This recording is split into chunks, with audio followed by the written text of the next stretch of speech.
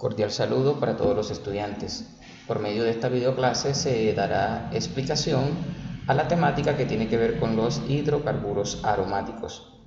En este caso, el desempeño que estaremos tratando es describir los aspectos estructurales y las propiedades físicas y químicas de los hidrocarburos, teniendo en cuenta el nombre e indicando la fuente de obtención industrial y sus aplicaciones.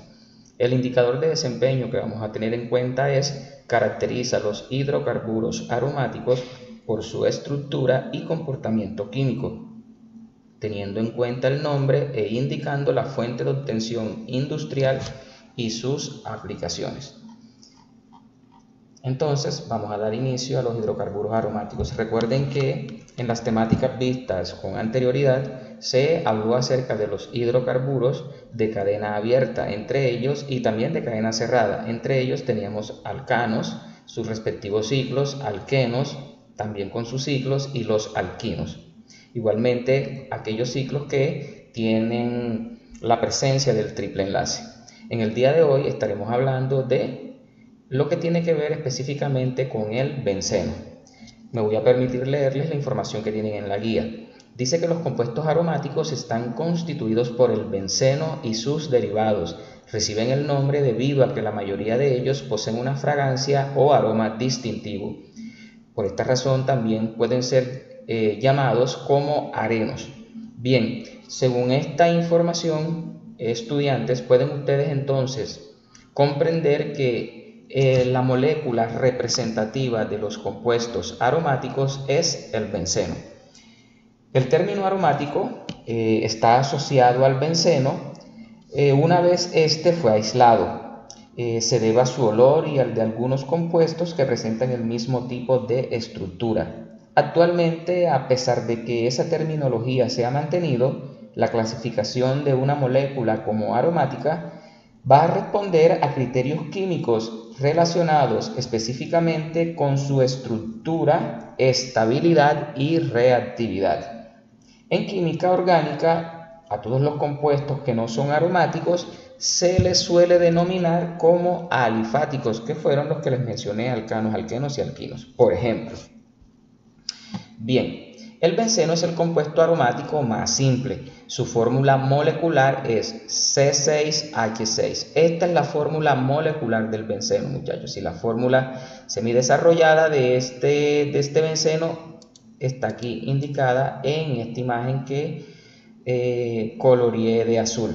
La pueden observar aquí.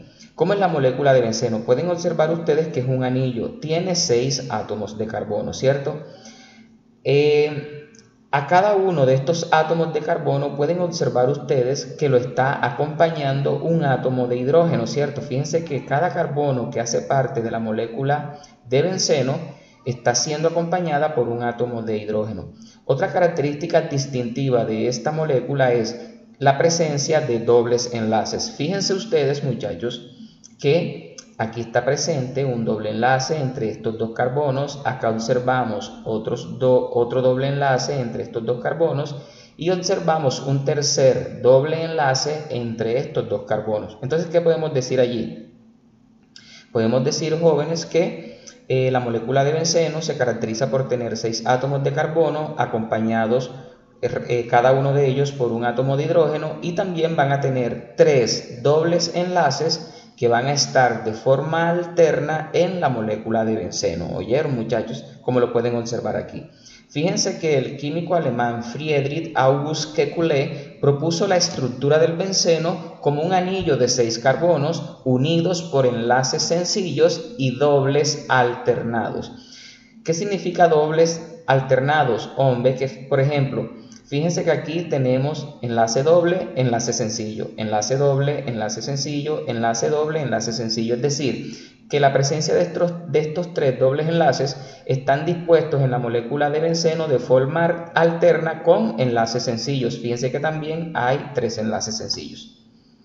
Y con un átomo de hidrógeno unido a cada átomo de carbono, como lo están observando en la estructura que les acabé de explicar. ¿Sí se dan cuenta aquí, verdad, muchachos? Muy bien. Actualmente se acepta la representación gráfica del benceno como un hexágono regular con un círculo en su interior, el cual representa los electrones compartidos por todos los átomos de carbono. También, muchachos, esta molécula de benceno también se puede representar, o en algunos textos la representan, permítame lo hago mejor, en algunos textos lo suelen representar de esta manera. Voy a tratar de hacerlo lo mejor posible, que no quede tan torcido.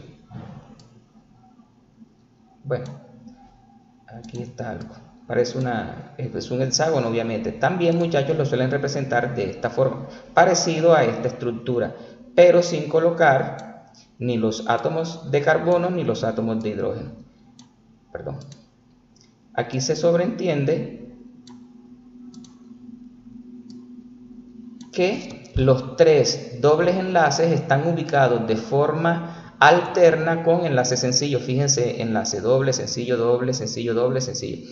Fíjense ustedes, muchachos, que la ubicación de los tres dobles enlaces no necesariamente tiene que ser este orden que yo les dibujé aquí, ni mucho menos el que está acá. Es decir, estos dobles enlaces pueden estar ubicados en esta zona. Fíjense que acá en esta representación le están colocando el enlace sencillo, yo les coloqué el enlace doble. Eso se lo hice, muchachos, para que ustedes comprendan que la ubicación de los tres dobles enlaces no obedece a un orden en especial, y por esa razón, para evitar este tipo de confusiones, se suele emplear esta estructura para evitar, digamos, que esa confusión que pueda generar ustedes pensar, bueno, ¿y dónde colocaré? ¿Será que lo coloco de este lado? Comienzo colocándolo de este lado. Entonces, fíjense, la forma correcta entonces, o más adecuada más bien, para representar la molécula de benceno es el anillo de 6 lados y dentro un círculo que está representando la presencia de tres dobles enlaces de forma alternada.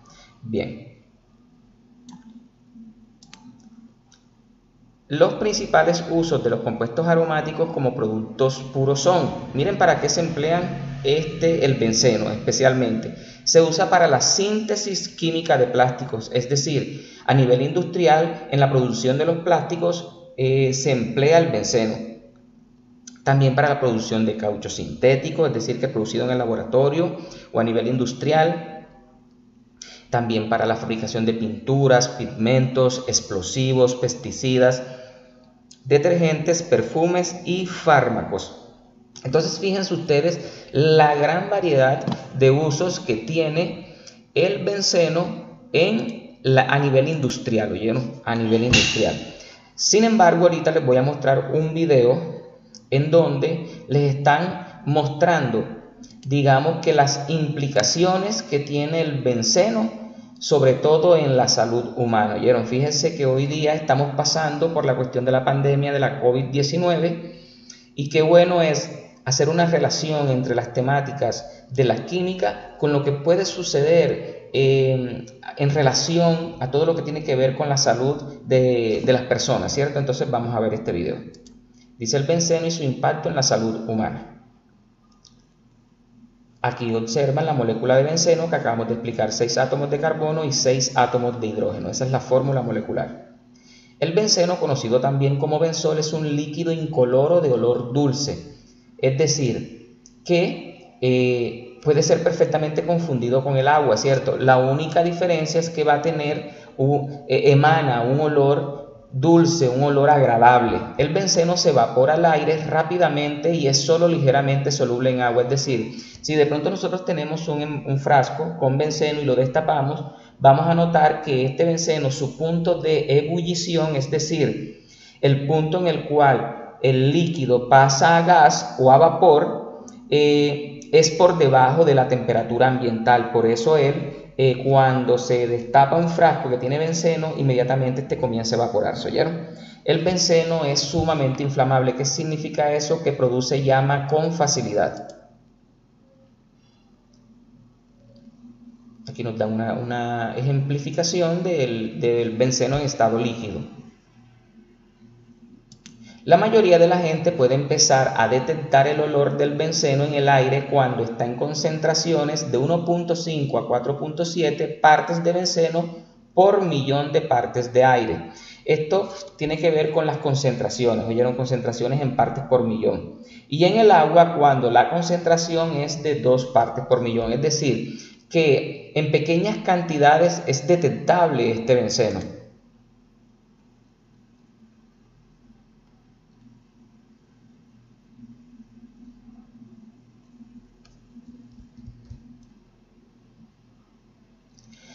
La exposición breve, que puede ser entre 5 a 10 minutos a niveles muy altos de benceno en el aire, es decir, cuando sus concentraciones son de 10.000 a 20.000 partes por millón, es decir, que tiene una concentración bastante alta, puede producir la muerte por la alta toxicidad que tiene esta sustancia, ¿oyeron?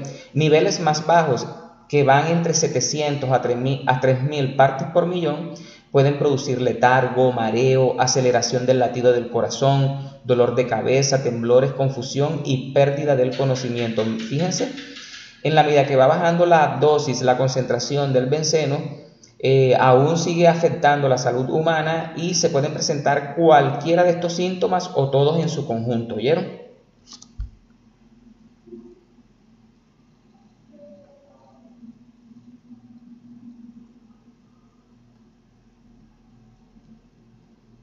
Aquí una imagen, el benceno, pues por su alta volatilidad, es lo que permite tener esa toxicidad tan alta.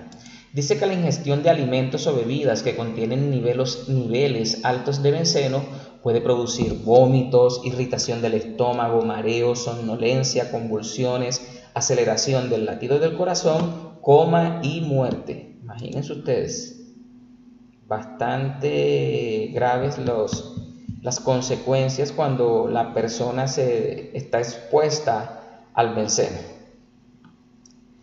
Al derramar benceno sobre la piel se puede sufrir enrojecimiento y ulceración. El contacto de benceno con los ojos, permítame un momento y la devolvemos. El contacto de benceno con los ojos puede causar irritación y daño de la córnea. Fíjense ustedes cómo afecta gravemente el ojo, claro, por la alta volatilidad de esta sustancia, cómo afecta la mucosa que tenemos en los ojos. La gente que respira benceno durante periodos prolongados puede sufrir daño de los tejidos que producen las células de la sangre, especialmente la médula de los huesos. Esta consecuencia que aquí les están mencionando, muchachos, es lo que al final conduce a diversos tipos de cáncer, ¿oyeron? Estos efectos pueden interrumpir la producción de elementos de la sangre y la disminución de los mismos. Es bueno que conozcamos todos los efectos que puede causar este tipo de sustancias. Miren aquí un ejemplo de la médula, en lo que puede ocasionar leucemia, anemia plástica.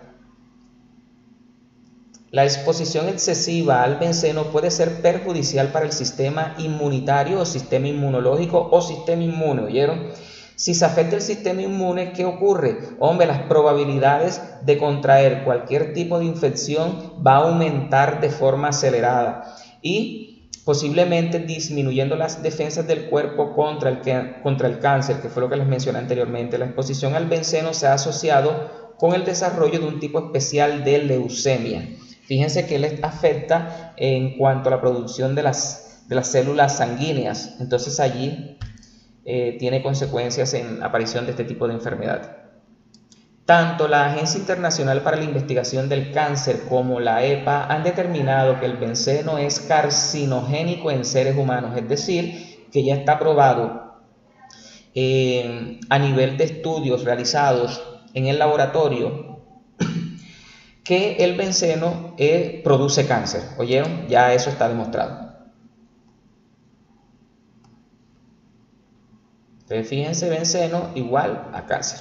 Entonces fíjense ustedes, muchachos, todas las consecuencias que puede generar el benceno. Y ustedes dirán, pero profe, si este benceno es tan perjudicial, entonces ¿por qué se usa? Fíjense lo que se les mencionó en la guía. El benceno es usado grandemente a nivel industrial en la producción de todos estos productos que aquí les fueron mencionados, ¿cierto? Incluso hasta fármacos se obtienen a partir del benceno. Solamente, muchachos, que obviamente se tienen que tener en cuenta todas las normas de bioseguridad y manejo adecuado de este tipo de sustancias para evitar que el impacto en las personas que lo están manipulando sea adverso para la salud de cada uno de ellos, ¿oyeron? Entonces ahí se tienen que tener prioridad sobre todas las normas de bioseguridad.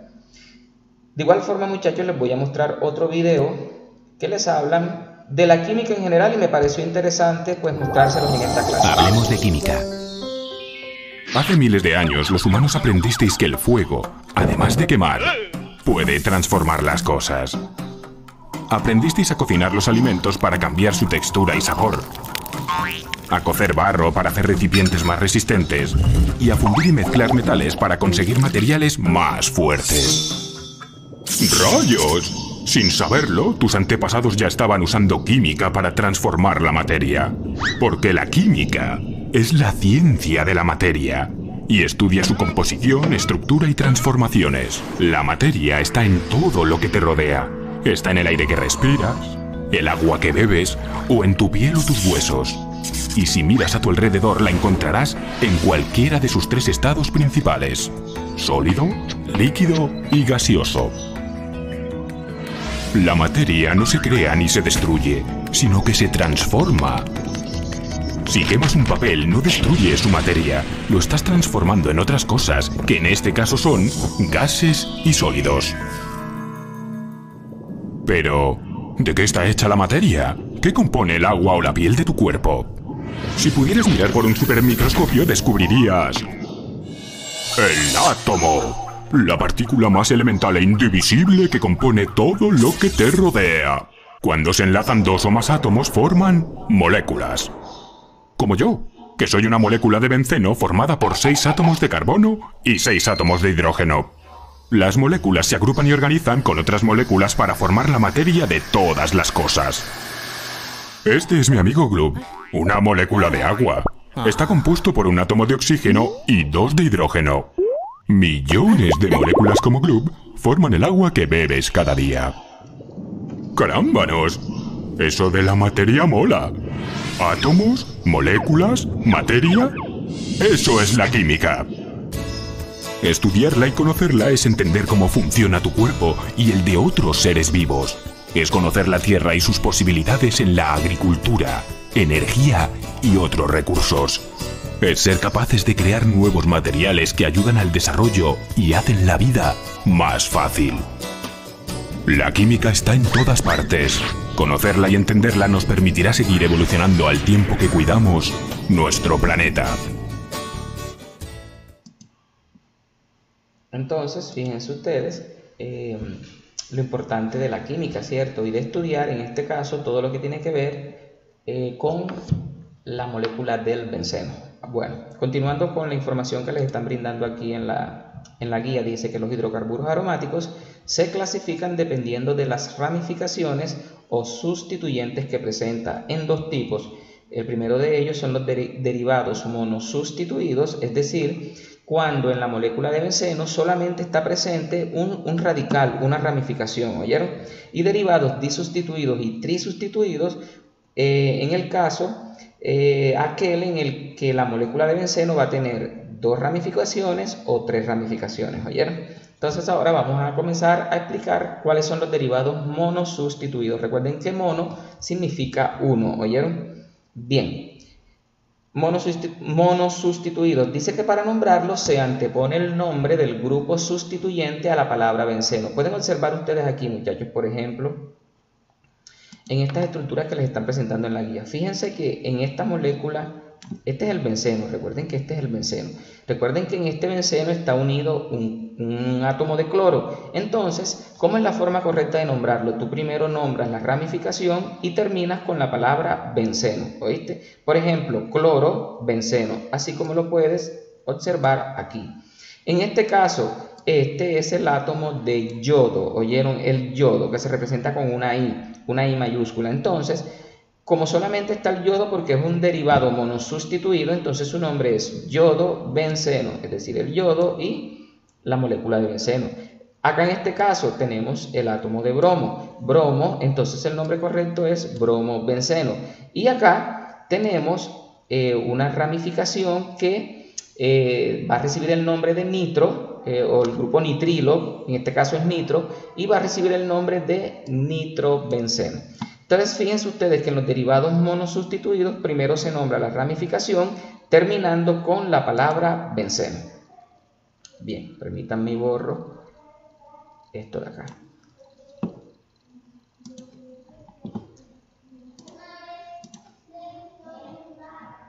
Dice que otros derivados monosustituidos tienen nombres especiales, lo que también se conoce como nombres propios, que son aceptados por las reglas de la Unión Internacional de Química Pura y Aplicada, IUPAC. Es decir, fíjense que según esta información que les mencioné acá, ¿cuál es la ramificación que ustedes pueden observar aquí? Aquí pueden observar un metil, ¿verdad? Entonces, el nombre de este compuesto sería metilbenceno, pero la sociedad que les mencioné de Química Pura y Aplicada, IUPAC, en lugar de dar este nombre de metilbenceno, ya aceptaron en mencionar aquel compuesto que va a tener benceno con un metil como radical, darle el nombre de tolueno. El metilbenceno es lo mismo que el tolueno, ¿oyeron? Es como por ejemplo la molécula de agua. Ustedes saben que la molécula de agua en sí, ese es digamos que el nombre común que tiene, el nombre propio. Pero si le damos el nombre de acuerdo a la nomenclatura química inorgánica, el nombre del agua sería monóxido de dihidrógeno. ¿Oyeron? Ese sería el nombre correcto de la molécula de agua. Entonces el nombre propio es agua. Lo mismo sucede acá con el tolueno. Este compuesto perfectamente, si tú lo llamas metilbenceno, es totalmente correcto. Pero también tú lo puedes llamar tolueno. ¿Listo? Lo mismo que acá. Aquí vemos que el benceno está acompañado por un grupo NH2, ¿verdad? Entonces, cuando vean el benceno acompañado de este NH2, va a recibir el nombre de anilina. Lo mismo que acá, fíjense que aquí tiene un grupo OH. En los compuestos orgánicos, muchachos, la presencia del OH es para los compuestos que son de tipo alcohol. ¿Oyeron? Recuerden que en la química inorgánica, la presencia del grupo OH denota los hidróxidos o bases en los compuestos inorgánicos, pero en los compuestos orgánicos el OH va a pertenecer a todo lo que tiene que ver con los alcoholes, ¿oyeron? Entonces, cuando vean el benceno con un radical OH o hidroxilo, entonces va a recibir el nombre de fenol, ¿oyeron? Fenol. Y cuando este benceno está acompañado por el grupo carboxilo COOH, entonces va a recibir el nombre de ácido benzoico. De esta forma, muchachos, ustedes pueden consultar otros nombres propios que va a recibir el benceno en el caso de aquellos que son derivados monosustituidos. ¿Oyeron? Recuerden no conformarse con la explicación que se da en esta videoclase. Recuerden que ustedes desde casa pueden ser autodidactas, pueden ser autónomos y pueden ustedes seguir aprendiendo mucho más acerca del tema, profundizar la información que aquí se les está brindando. ¿Oyeron, muchachos? Esa es la invitación que les hago, que no se conformen con solamente lo que aquí se les brinda. Permítanme borro esto de aquí. Ahora vamos a ver los derivados disustituidos. Dice, si hay varios grupos unidos al anillo bencénico, no solamente es necesario indicar cuáles son, sino también su ubicación. Los tres isómeros posibles para el benceno disustituido se denominan orto, meta y para, de acuerdo a los siguientes criterios. ¿Qué significa esto que les están mencionando aquí en los derivados disustituidos? Derivados disustituidos, comencemos aclarando, muchachos, que di viene de dos, es decir, cuando el benceno va a tener dos ramificaciones, dos sustituyentes, ¿oyeron? Entonces, fíjense, dependiendo de la ubicación que tengan estos sustituyentes, van a recibir unos nombres especiales que les fue concedido por la IUPAC, ¿oyeron, muchachos? Entonces, si por ejemplo, enfoquémonos en esta primera gráfica que les estoy aquí encerrando. Si ustedes observan que los dos derivados, ¿verdad?, que los dos sustituyentes, que las dos ramificaciones están cerca una de la otra, significa que van a estar en la posición 1 y 2. ¿Qué significa 1 y 2? Carbono 1 y carbono 2. Recuerden, muchachos, que la molécula de benceno va a estar conformada por 6 átomos de carbono, así como aquí lo están observando. Estos carbonos van a recibir unos nombres, ¿oyeron? Cuando es el caso de los derivados monosustituidos, no es necesario darle numeración al átomo de carbono, porque donde esté unido ese sustituyente se sobreentiende que ese es el carbono número 1. Y recuerden que generalmente el número 1 no se nombra en los compuestos orgánicos. Por esa razón aquí no es necesario enumerar los carbonos, en tanto que en los disustituidos, como ya hay dos ramificaciones que pueden ser iguales o diferentes, ahí sí es necesario, muchachos, que enumeremos esas ramificaciones, y para ello vamos a tener en cuenta el orden alfabético de los sustituyentes o de las ramificaciones que están presentes en ese benceno. Entonces, fíjense, no se les olvide cómo es la fórmula semidesarrollada del benceno. Miren que así tiene 6 átomos de carbono, que es representado por esta misma estructura. Esta es esta misma, ¿oyeron? Recuerden. Bien.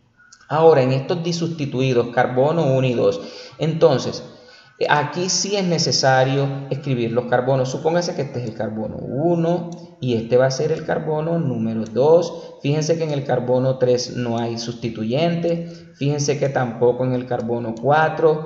Fíjense que en el carbono número 5 tampoco hay sustituyente. Y fíjense que en el carbono número 6 tampoco lo hay. ¿Qué notamos? Que en el carbono número 1 está este sustituyente y en el carbono número 2 está este otro sustituyente. Cuando estos sustituyentes están ubicados en los carbonos número 1 y número 2, vamos a emplear el prefijo orto. ¿Oyeron? Orto significa que el benceno tiene dos ramificaciones, dos sustituyentes en el carbono número 1 y carbono número 2. ¿Oyeron, muchachos? Ahora, siguiendo con la explicación, carbono 1, carbono 2, carbono 3... Vamos a nombrarlos todos: carbono 4, carbono 5 y carbono número 6. ¿Qué notan aquí de diferencia entre esta representación y esta otra? Fíjense que aquí en el carbono 1 tenemos un sustituyente, y ahora el segundo sustituyente que lo va a estar acompañando va a estar en el carbono 3. Fíjense, carbono 1 y carbono 3. Cuando ustedes observen que el benceno tiene dos sustituyentes, uno en el carbono 1 y otro en el carbono 3, se va a emplear el prefijo meta. ¿Oyeron? Meta. Meta significa que el benceno en el carbono 1 y carbono 3 tiene sustituyentes. Y por último tenemos el caso en el que el benceno va a tener ramificaciones en el carbono 1 y carbono número 4, así como lo pueden observar en esta representación. Fíjense que aquí tenemos el sustituyente en el carbono 1 y tenemos el siguiente sustituyente en el carbono 4. Cuando el benceno esté acompañado por sustituyentes que están en el carbono 1 y carbono 4, se emplea el prefijo para. Entonces, orto 1, 2, meta 1, 3, para 1, 4. ¿Oyeron? Esto les va a servir, muchachos, ahorita que vayamos a darle los nombres a los compuestos que tienen benceno y que van a tener dos sustituyentes. ¿Oyeron? Dice, si los dos grupos son diferentes y ninguno de ellos confiere un nombre especial a la molécula, simplemente se nombran sucesivamente, es decir, de forma alfabética. Es decir, si por ejemplo, aquí tenemos este benceno y este benceno, voy aquí a agregarlo, este benceno va a tener aquí un CH3, por decir, ¿cierto? Un CH3.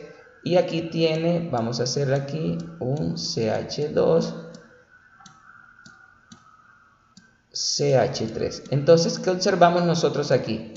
Que este benceno tiene dos sustituyentes, es decir, es disustituido, ¿cierto? Bien, como él es disustituido, entonces observamos la posición que están ocupando estos sustituyentes en la molécula de benceno. Entonces fíjense ustedes que los sustituyentes están colocados en carbonos vecinos, ¿verdad? Entonces la pregunta sería, ¿cuál será el carbono 1? ¿Será que comienzo a contar por aquí o comienzo a contar por acá?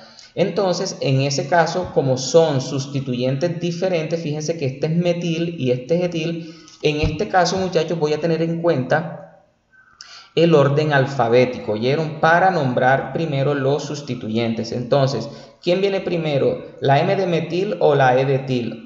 Alfabéticamente, pues primero es la E, ¿cierto? Entonces, como este es el etil, que alfabéticamente va primero, entonces este viene siendo el carbono número 2. Carbono número 1, perdón. ¿Cuál será el carbono número 2? Fíjense, si yo comienzo, si sigo este orden que les estoy haciendo aquí, ¿qué va a suceder aquí? ¿Qué va a suceder aquí? Que las posiciones que van a ocupar estos sustituyentes van a ser posición 1 y posición 6. Y eso no es correcto. Recuerden que en este caso, en el benceno, la forma de dar el conteo a los átomos de carbono tiene que ser siguiendo las indicaciones de orto, meta, para. Es decir, entre más cercanos estén los sustituyentes, la numeración que van a tener cada uno de ellos debe ser la menor posible. Fíjense que si usamos esta aquí inicialmente, este sería el carbono 6, quedaría muy lejos, carbono 1, carbono 6. En tanto que si inicio el conteo desde aquí, carbono 1, carbono 2, carbono 3, carbono 4, carbono 5 y carbono 6. Fíjense que entonces aquí veo que la posición que ocupan los dos sustituyentes es carbono 1 y carbono 2. Cuando se usa el carbono 1 y carbono 2, entonces vamos a iniciar a darle el nombre colocando la palabra orto,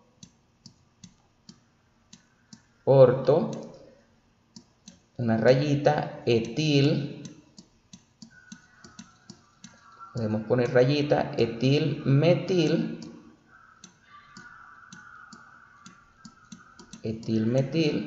rayita, y terminamos con el benceno. Este sería el nombre correcto de este compuesto, de este ejemplo que les he hecho aquí, ¿oyeron? Orto, etil, metil, benceno. Si no usas este prefijo orto, entonces el nombre sería un etil, así como lo explicamos en alcanos, alquenos y alquinos, en la que vamos a indicar la posición de el número del carbono y el nombre del radical. 2-metil,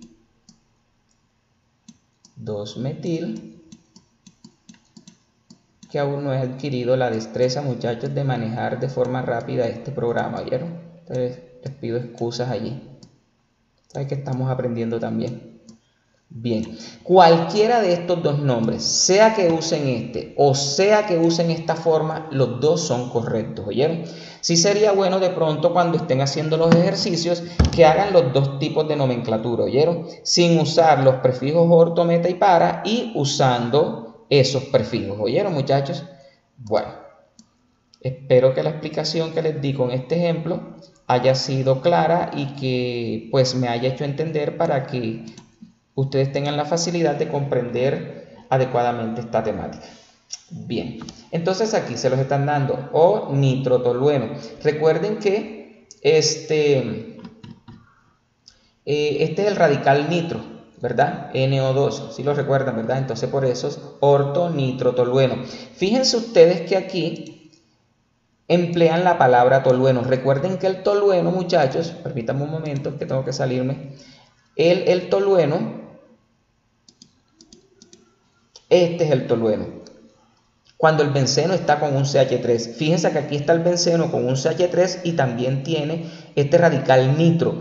Y por eso se me olvidó decirles en el ejemplo anterior. Si uno quiere, muchachos, no escribe completamente la palabra orto, sino que simplemente escribe la primera letra, es decir, la O. En el caso de meta, solamente la M, y en el caso de para, solamente la P. Si tú escribes la O, estás indicando que es posición de los carbonos 1 y 2. Si escribes la M, posición meta, es decir, carbonos 1 y 3. Y si escribes la P, es posición para, es decir, carbonos 1 y 4. Entonces por esa razón aquí aparece ortonitro, aquí faltó la R, ortonitrotolueno.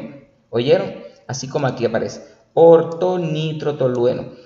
Nitro porque aquí está, miren, aquí está nitro, y tolueno porque todo esto es el tolueno, ¿ok? No se vayan a confundir. También perfectamente este compuesto se pudo haber llamado orto, metil, nitro, benceno, porque recuerdan que se nombran en orden alfabético. La M viene primero que la N. Entonces sería orto, metil, nitro, benceno. Sería el nombre también correcto, ¿oyeron? Bien.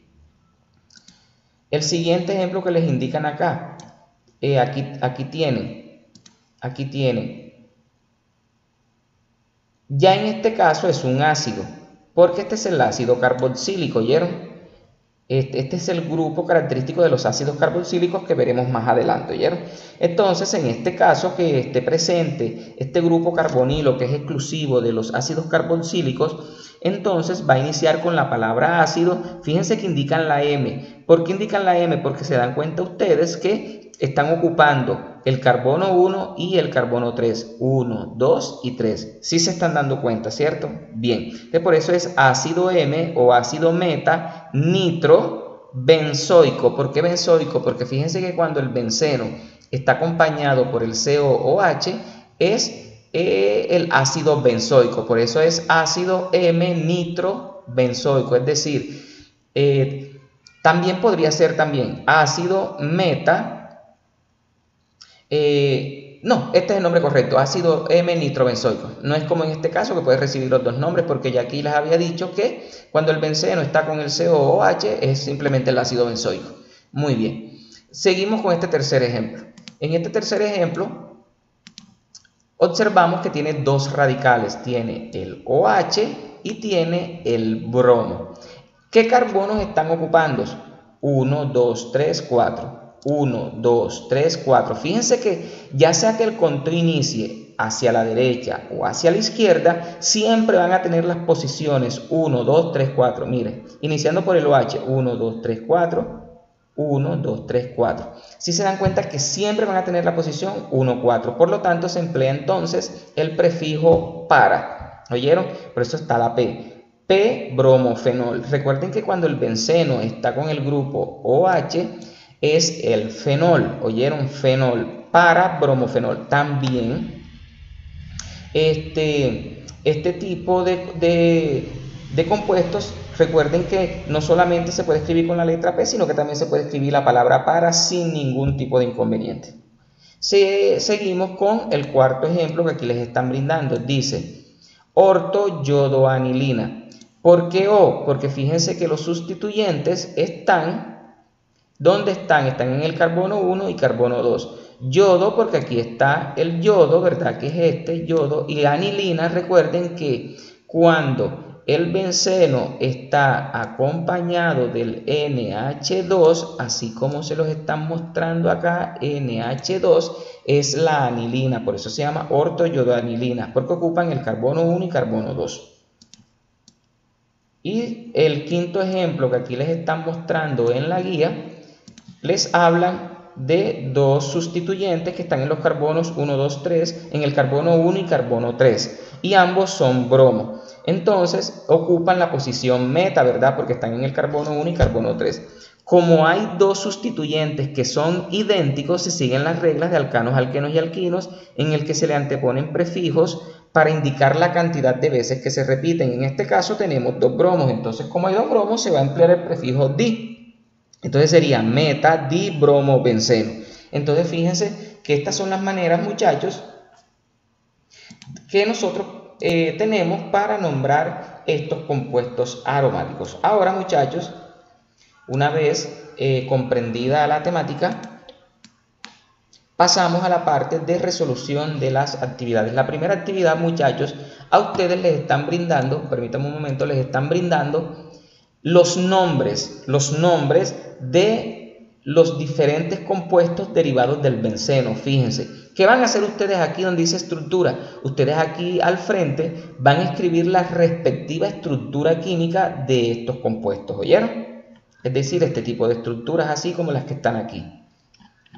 Y en la parte 2 de la actividad 1 es lo contrario, les están dando 4 estructuras y ustedes le van a dar el respectivo nombre, ¿oyeron? Recuerden que si es posible darles dos nombres que sean correctos, pues se los puedes dar. O con darle uno solo es más que suficiente. Para la actividad 3, entonces, van a realizar la práctica de laboratorio virtual correspondiente al tema de destilación simple. Para ello van a seguir las instrucciones que les están brindando en la herramienta VLATQ. Recuerden que vamos a usar la misma herramienta digital para hacer esta segunda práctica de laboratorio. ¿Oyeron, muchachos? Entonces, paso inmediatamente a explicarles cómo hacer esta práctica de laboratorio. Una vez estamos en la herramienta VLATQ, ¿qué es lo que nosotros vamos a hacer? Lo que nosotros vamos a hacer es lo siguiente. Nos vamos a ir a la parte superior izquierda y vamos a dar clic en donde están las prácticas. Entonces damos clic en destilación simple y le damos en abrir. Inmediatamente aquí pues tenemos estos 4 iconos, ¿cierto? En el primero está la introducción. Aquí en la introducción, muchachos, les dan una explicación acerca del proceso de destilación simple y en forma resumida, el proceso de destilación simple ocurre gracias a los cambios que se dan en cuanto a diferencias en el punto de ebullición. La destilación simple generalmente se lleva a cabo entre dos líquidos que son miscibles, es decir, que se pueden mezclar perfectamente entre sí. Supónganse ustedes, muchachos, que tenemos un vino decoroso de esos añejados que muy seguramente en la casa de ustedes en algún momento lo han preparado, ¿cierto? O también de piña puede ser. Una vez se ha formado este vino casero, tú perfectamente podrías separar el alcohol que está presente en ese vino del jugo, ya sea decoroso o de piña que tú has preparado. Entonces, eso lo puedes hacer a través de un proceso de destilación simple. ¿Y por qué es posible hacer eso? Eso es posible porque el alcohol que está presente en ese vino tiene un punto de ebullición, es decir, la temperatura en la cual pasa de líquido a gas es muchísimo menor o relativamente menor que la temperatura de ebullición que presenta el agua líquida. ¿Oyeron, muchachos? Entonces, gracias a estas diferencias en el punto de ebullición es que nosotros podemos separar el alcohol del vino decoroso o de piña que preparamos en casa. Entonces, luego de ello viene la parte del procedimiento que vamos a seguir al pie de la letra. Dice que en primer lugar vamos a obtener un matraz de balón desde el menú equipo. Entonces en la parte superior izquierda, aquí nos vamos a equipo, dice matraz bola, aquí lo tenemos, de 250 mililitros. Dice que le vamos a agregar 100 mililitros de la mezcla de líquidos a separar utilizando la opción reactivo del menú reactivo. Es decir, tenemos el balón seleccionado, nos vamos acá en la parte superior izquierda nuevamente, damos clic en reactivo, nos aparecen estas 3 opciones y le damos aquí clic en reactivo. Inmediatamente aparece esta ventana emergente. La seleccionas, mezcla de líquidos y colocas el valor o la cantidad que te están indicando en el procedimiento, en este caso 100 mililitros. Observas inmediatamente que en el balón se ha adicionado esa mezcla de líquidos sin ningún inconveniente. Luego de eso dice que vas a armar el equipo de destilación. Vas a colocar primeramente la cabeza de destilación al matraz. Para esto vas a seleccionar el matraz, ya lo tenemos seleccionado, y vamos a dar clic con el botón derecho sobre él. Y listo. Del menú aquí que emerge, del menú emergente, vamos a seleccionar aquel que dice cabeza de destilación. Aquí está, le damos clic, inmediatamente se acopla a este matraz, a este balón. Fíjense ustedes, fíjense que la temperatura inicial, muy importante que la tengan en cuenta, la temperatura con la que inicia es de 20 grados centígrados. Dice que siguiendo el mismo proceso vamos a acoplar el condensador y la cola de destilación. Entonces damos clic aquí en el balón y vamos a acoplar el condensador. Fíjense, aquí acoplamos el condensador dando clic derecho, si se dan cuenta, ¿cierto? Dice, y la cola de destilación. Y aquí vamos a ver, dice, aquí está, cola de destilación. Listo, dice, obtenga una probeta de 100 mililitros desde el menú equipo y la vamos a colocar debajo del codo de destilación para recolectar el primer destilado. Entonces nos vamos aquí en equipo, buscamos probeta, seleccionamos la de 100 mililitros y la colocamos aquí. ¿Para qué colocamos esa probeta allí, jóvenes? La colocamos allí para que el líquido que va a salir de aquí va a pasar por todo este sistema y luego va a caer en esta probeta. Y la probeta, recuerden ustedes que es uno de los materiales de laboratorio con los que se disponen, la probeta permite medir con mayor precisión volúmenes de líquidos. Entonces, por esa razón se usan probetas. Luego de eso, ¿qué vamos a hacer? Dice que vamos a comenzar a calentar la mezcla que está aquí en el matraz mediante una parrilla de calentamiento. Estamos en el punto 5.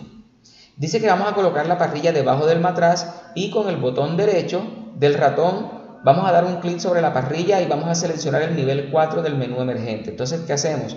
En equipo, nos vamos aquí a equipo térmico, seleccionamos parrilla, la colocamos debajo del balón, aquí puede ser, le damos clic derecho a la parrilla y seleccionamos el nivel 4.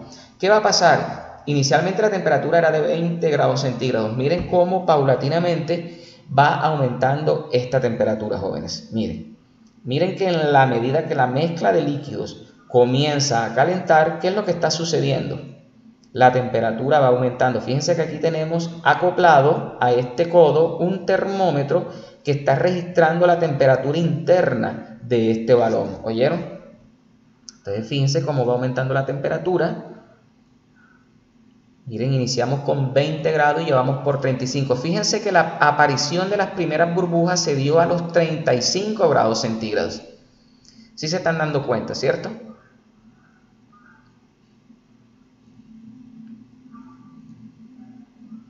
Miren cómo comienza a medida que el calentamiento se va haciendo mayor. Fíjense ustedes cómo el burbujeo se está haciendo cada vez más fuerte. Vamos a estar muy al pendiente cuando ya comiencen a liberarse los vapores de esta mezcla de líquidos. ¿Oyeron? Tenemos que estar muy pendientes aquí de la temperatura. Vamos a esperar que el proceso avance. Miren que ya quiere comenzar a ebullir, ya está en el proceso del comienzo de ebullición. Cada vez hay presencia de más burbujas, si se dan cuenta. Y miren, la aparición de gases comenzó a los 56 grados centígrados. Es decir, que dentro de esta mezcla de líquidos, muchachos, hay una sustancia cuyo punto de ebullición fue 56 grados centígrados. Ahora vamos a esperar qué ocurre. ¿Para dónde cogerán estos vapores? Fíjense que esto por aquí es hueco. Obviamente que este vapor, cuando se dirige aquí donde está el termómetro, esto está tapado, herméticamente sellado. ¿Qué va a hacer el vapor? Se va a ver obligado a entrar por el tubo de destilación y a este codo. Y miren, aquí comenzó a gotear. Fíjense que a los 56 grados centígrados, como en la probeta comienza a agregarse este vapor. ¿Sí se están dando cuenta de cómo están cayendo las gotitas aquí? Muy bien.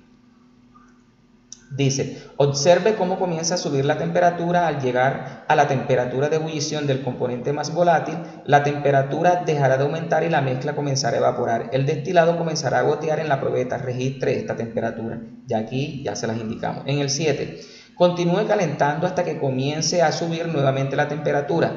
Este incremento indica que se ha evaporado por completo el componente más volátil. Es decir, cuando esta temperatura comienza a aumentar, muchachos, significa que ese primer componente de la mezcla de líquidos ya fue separado y por lo tanto esta probeta debemos reemplazarla. ¿Oyeron?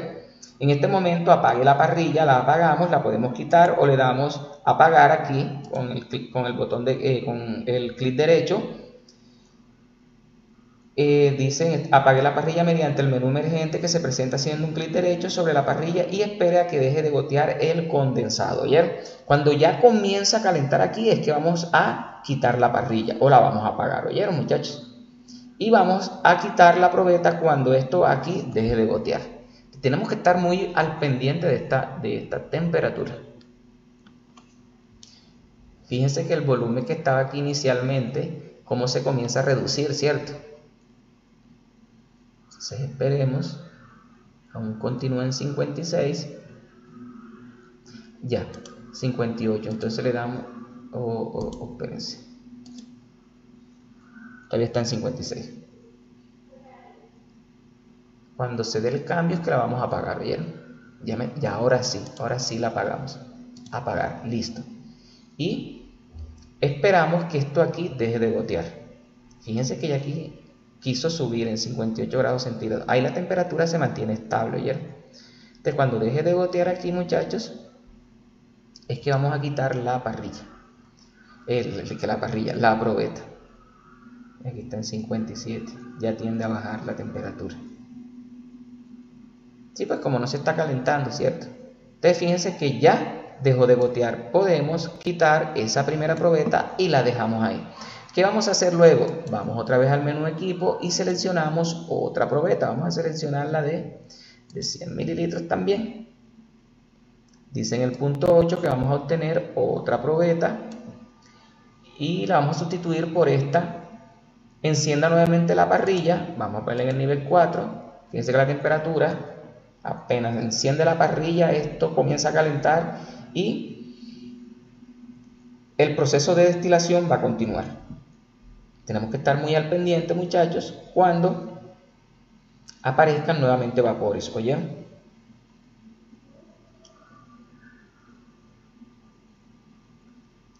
Tenemos que estar muy al pendiente cuando aquí comience a ebullir, ¿oyeron? Fíjense que aquí ya este goteo, esto es un indicio, eso es como cuando tú estás calentando el agua en tu casa, el agua que compras del Vital, la que hierves para consumir. Fíjate que si tú te das cuenta cuando antes de que comienza a ebullir el agua, fíjate aquí comenzó 78 grados y fíjense cómo comienza a gotear aquí. Cuando comienza a ebullir tú ves que aparecen unas burbujitas desde el fondo de la olla, ¿cierto? Bueno, algo similar está ocurriendo aquí, ¿oyeron? Fíjense aquí cómo está ebulliendo. ¿Cómo nosotros sabemos que ya toda la sustancia dejó de ebullir? Cuando la temperatura de aquí va a aumentar, ¿oyeron? En total vamos a obtener 3 fracciones. Esta es la fracción 1, esta que estamos recogiendo ahora es la fracción 2. Dice que al finalizar con la última fracción puede ver la composición de cada una haciendo un clic derecho sobre cada probeta y seleccionando propiedades del menú emergente. Al final sabremos, muchachos, cuáles eran los 3 líquidos que estaban mezclados inicialmente, ¿oyeron? Entonces fíjense ustedes lo práctico, lo interesante que es esta herramienta. Ojalá que todos, muchachos, en esta ocasión tengan la posibilidad, la oportunidad de realizar esta práctica de laboratorio. Entonces fíjense allí cómo está ebulliendo. Tenemos que estar al pendiente de esta temperatura. Este ejercicio lo van a hacer ustedes, ¿oyeron?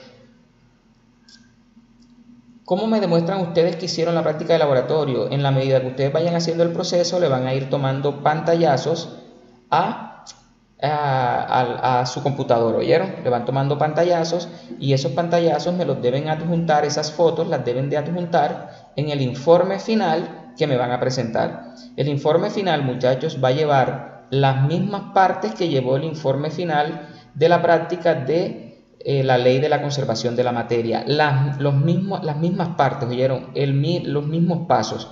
Entonces, estas fotos, estos pantallazos, que son los que me demuestran que ustedes lo hicieron, me los van a adjuntar al final de al finalizar ese informe, ¿oyeron? Aquí esperamos que la temperatura pues suba.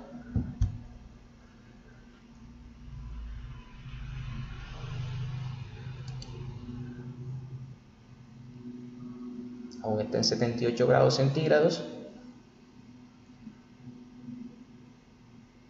Recuerden que deben anotar las temperaturas de ebullición. ¿Recuerdan cuál fue la de esta primera fracción y cuál es la de esta segunda? Aquí se le están indicando 78 grados centígrados.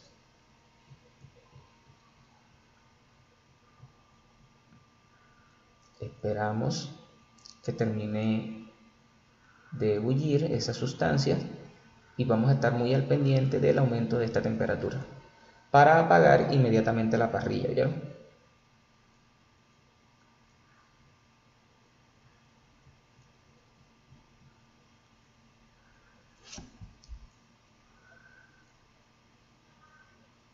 Debemos estar muy pendientes.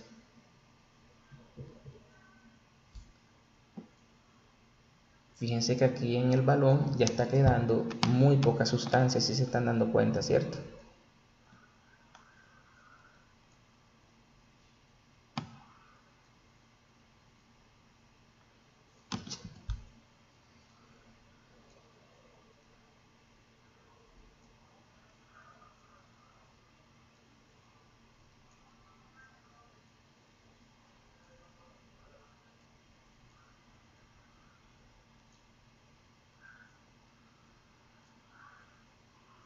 Fíjense que ya se está prácticamente agotando la sustancia del balón.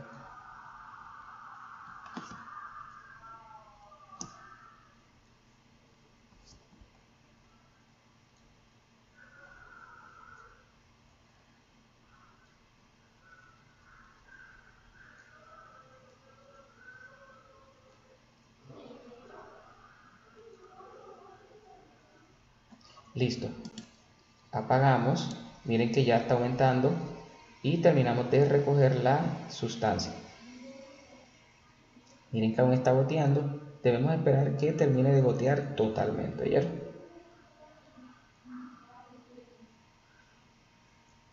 Recuerden que inicialmente la mezcla de líquidos fueron 100 mililitros. Miren que acá tenemos 42 mililitros y acá tenemos 50 mililitros recogidos. ¿Oyeron? Fíjense, aquí tenemos fracción 1, fracción 2. Del menú equipo seleccionamos otra probeta. Vamos a seleccionarla ahora de 10 mililitros, ¿cierto? Porque igual ya queda poquito líquido por ebullir. Y encendemos en el nivel 4 la parrilla. Observamos que la temperatura va a continuar en aumento. Vamos a ver hasta qué temperatura va a llegar para conocer el punto de ebullición de esta tercera sustancia. Fíjense que ahí en esa mezcla de líquidos habían tres sustancias diferentes, tres líquidos diferentes, ¿oyeron? Miren que esta está llegando, ya llegó a los 100 grados centígrados, sigue subiendo. Y miren que comenzó el destilado. ¿Cuál fue la temperatura en la que comenzó a destilar esta sustancia? 102 grados centígrados. Y miren que aquí se está recogiendo el destilado, la fracción. Esa es la fracción 3. Fracción 1, fracción 2 y esta es la fracción 3. Esperamos que ebulla totalmente toda esa pequeña cantidad de líquido que quedó en el balón. Y luego sumamos los valores, la cantidad que nos indican en las probetas de las tres fracciones para ver si al final se recoge lo mismo, de la misma cantidad que se adicionó al balón. Recuerden que fueron 100 mililitros de mezcla, ¿cierto? Mira, ya por 103, ya dejó aquí de ebullir. De ebullir significa de que ya se agotó toda la sustancia y esperamos, muchachos, que termine de caer el resto del destilado, el resto de la fracción. Fíjense que aún está cayendo.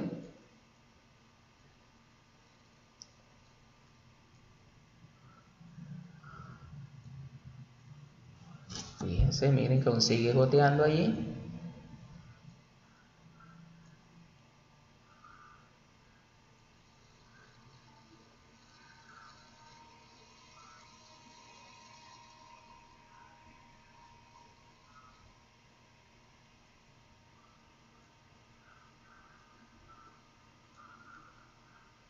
Esperemos que termine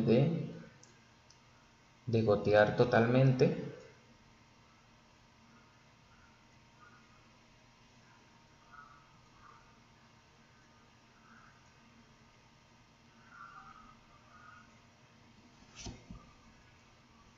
Ya estamos terminando, no se vayan a desesperar. Oyeron, ustedes saben que los procesos químicos requieren de tiempo, de paciencia y ante todo de mucha observación, ¿oyeron? Para poder registrar correctamente todos los procesos. Fíjense que ahí, ya, fíjense cómo aumentó grandemente y ya apagamos la estufa, miren. Y ya apagamos. Fíjense que se elevó de un momento a otro de forma bastante rápida.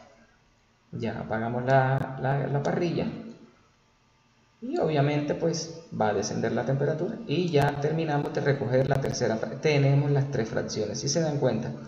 Fíjense que aquí tenemos 43 mililitros, acá tenemos 50 y acá tenemos casi 7 mililitros. Fíjense que sí se alcanza a recoger casi que la totalidad que se agregó inicialmente al balón, ¿verdad? Que fueron de 100 mililitros. Entonces, para conocer cuáles fueron estas tres sustancias, damos clic derecho en propiedades para esta primera fracción y nos está indicando que se trata de, este es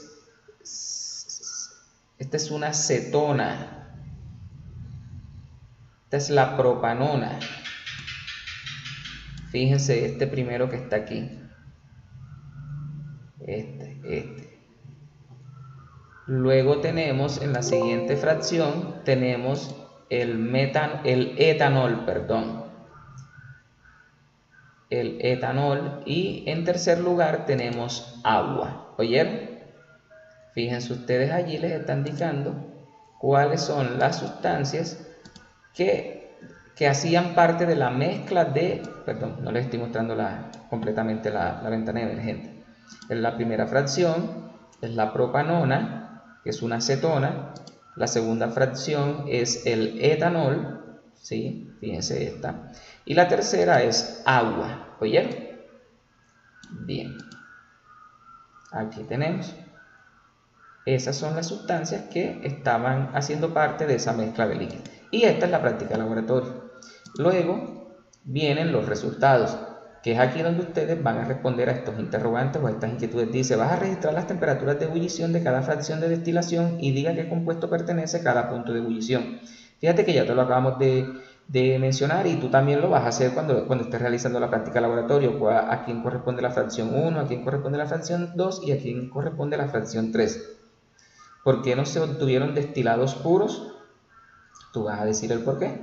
¿Cómo podría purificar cada compuesto obtenido en esta primera destilación? Aquí se equivocaron en la palabra.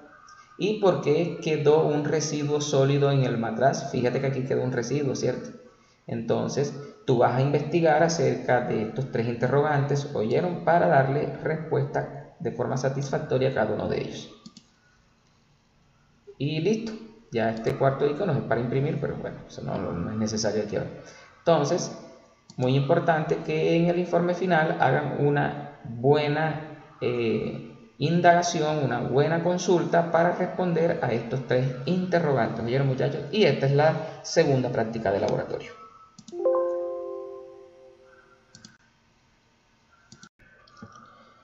Para aquellos estudiantes que no tienen la posibilidad de acceder a la herramienta VLATQ, ya que no poseen computador y acceso a internet, entonces en esta videoclase ustedes la van a observar detenidamente y a partir de la explicación que se les brindó, muchachos, ustedes van a elaborar el informe final. ¿Oyeron? Ustedes van a hacer el informe final y van a tener en cuenta lo observado en la explicación que se les brindó en esta videoclase. Aquellos estudiantes que sí tienen el computador, que tienen la aplicación descargada, a ustedes sí, muchachos, les recomiendo que realicen la práctica de laboratorio para que desarrollen las competencias y puedan adquirir mayor conocimiento y más destrezas respecto a esta importante temática que les están mostrando en esa práctica de laboratorio. Bueno, muchachos, aquí les muestro cuáles son los pasos o las partes que va a llevar el informe final. ¿Oyeron? Recuerden que la práctica de laboratorio es destilación simple. Primero, la portada. Ya tú sabes que en la portada va el nombre de la práctica de laboratorio, tus nombres y apellidos completos, nombres y apellidos completos del docente, nombre de la asignatura, colegio, el nombre de la institución o del colegio y Planeta Rica Córdoba 2020. Luego de esta portada viene la introducción. Recuerda que puedes emplear la misma que te están indicando en la herramienta VLATQ. Vas a plantear un objetivo general. Recuerda que en mi canal de YouTube tienes un video, igualmente yo te lo compartí la vez anterior, en donde te explico cómo formular objetivos generales. ¿Oyeron? Un solo objetivo general. Luego viene el procedimiento, que recuerda que es el mismo que aparece en la herramienta VLATQ, o sea que no tienes que de pronto pues estresarte cómo vas a hacer el procedimiento, ya que es ese mismo que tú hiciste que te están describiendo en la herramienta. En los resultados de discusión, muchachos, aquí tú vas a responder a los interrogantes que fueron planteados en la herramienta VLATQ. Recuerda que fueron 3 interrogantes al final. Inicialmente te preguntan cuáles fueron las 3 sustancias que hacían parte de la mezcla de líquido, ¿verdad? Ahí en la explicación que se te dio se te mencionaron. Y luego vas a responder a esos 3 interrogantes, ¿listo? Y vas a hacer una conclusión acerca de esta práctica de laboratorio, es decir, qué fue lo que tú aprendiste de esta interesante experiencia. Y si de pronto para responder a las preguntas tú utilizaste libros o direcciones en internet, las puedes mencionar aquí en la bibliografía. Entonces estas son las partes que debe de llevar el informe final.